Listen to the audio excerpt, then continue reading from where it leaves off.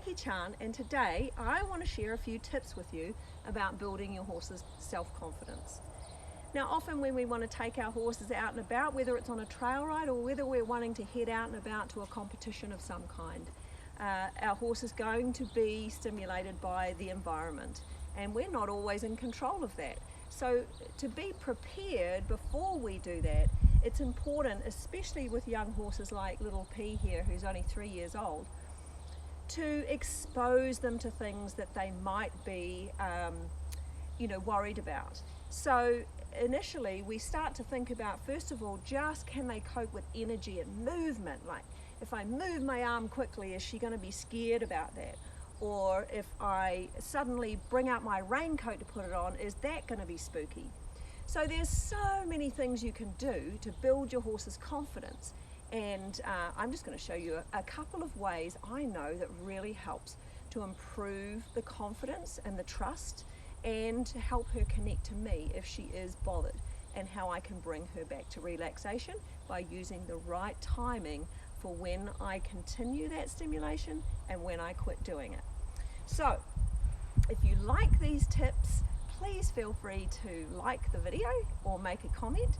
And remember, if you want to get more information about what I have to teach and how you can get in contact with me, you can go to jackiechant.co.nz.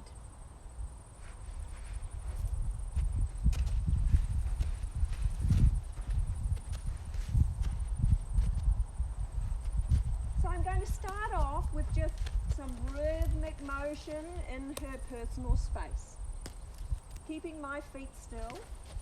And if she's having trouble being able to keep her feet still with that energy, then I can use a retreat technique where I move away from her so she's coming towards it. This can really help horses accept whatever it is you're trying to help them to get used to.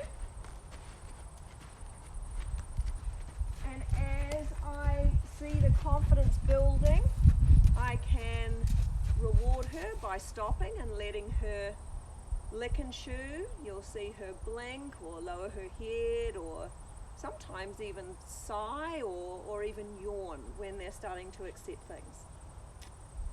I would build the energy, and then I would eventually build the distance between her and I. I want to also be able to do this while I move in her personal space into different zones. So can I be beside her and offer that energy, and can she stand still with that? Building all the way along her body to where I could eventually be standing behind her, and can she cope with that? Now yesterday she was actually a lot more frightened of the stick and the string moving in her personal space, but because I quit when she was feeling more accepting of it and not when she was tight, you can see today she's come out and going, yep, no problem, I understand that I can trust you and that I'm not in any danger with what you're doing. So that's a great result, and if you just take it slow and quit the moment your horse shows relaxation, that's how you're going to get this better and better and better. I want to be able to build the energy above her zones and even start to spank the ground a little harder and make more noise with that. And you can see as the noise comes up, her feet are starting to move a little bit more, but that's good. She stopped moving her feet. Yesterday she was doing little rears and shaking her neck and getting quite worried, but today she's found her standstill a lot quicker. So that would be when I would reward that try and allow her to feel the comfort of me stopping the stimulation, and then gently build it day by day, a little bit more energy. I can go harder, then I can softly touch her with it and keep proving to her that she doesn't need to worry about that rhythm, that it's not something she needs to take personally. Good girl. Okay, so we're going to just keep building on that. So now I might want to introduce her to something different. This is the first time I've played with her with a flag on the stick, and I might want to retreat and have her follow that until she gets more curious.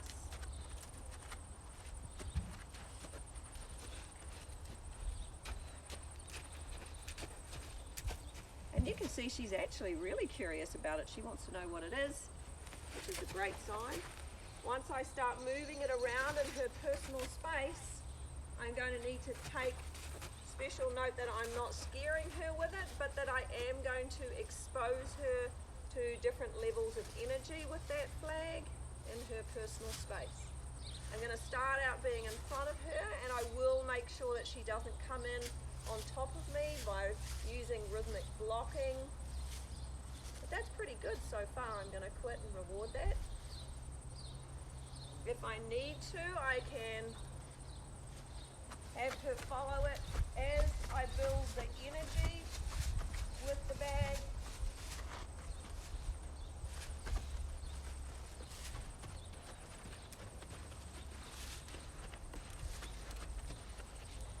Good. Retreat builds confidence.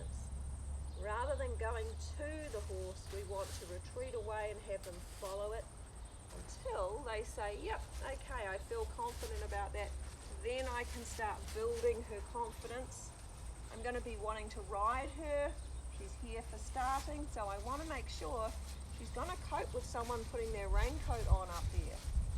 So I'm building the confidence in different zones.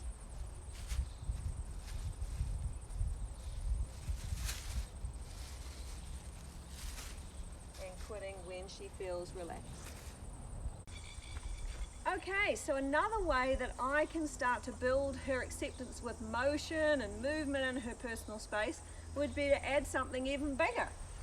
So I'm going to begin with moving the ball around. Again, I'm going to have her follow it to build her confidence. She's actually naturally quite curious about it today, which is great. So that gives me the green light to be able to add a little bit more energy. So I might start to bounce the ball, have her follow it while it's bouncing and let it get a little higher and higher. Very good. She's licking and chewing, and I'm going to let it sit still for a moment while she explores that curiosity a little bit more. She wants to push on it, which is really a great sign.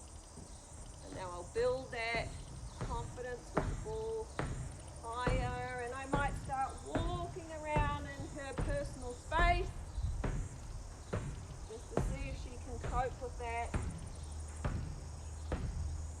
in different zones.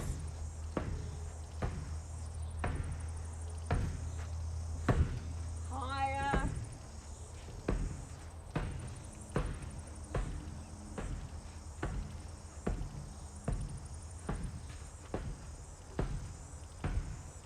She's doing absolutely brilliantly for her first time with the big ball. Well done, Steve. I'm going to roll it and let her touch the ball. Let it touch her legs. Let it touch her chest. And then roll it away. Pretty soon she's going to get so curious she's going to want to push it with her nose or her feet.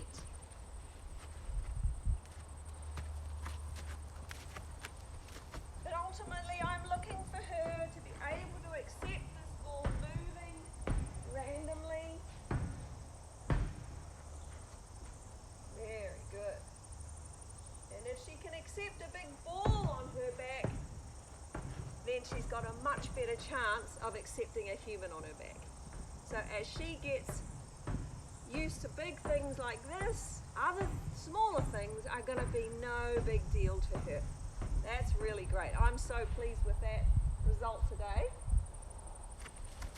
So, I hope you've enjoyed these little tips on how you might get your horse more accepting of things in the environment that are going to move randomly. It might just be a bird flying out of the hedge, or a bunny, or maybe another horse turning up around the corner. What we need is our horses to tune into us, to trust us, so that we can be their icon of safety. So give these things a go, and if you like this video, don't forget to like or leave me a comment. Hope to see you on the next video. Bye for now. Very good sign.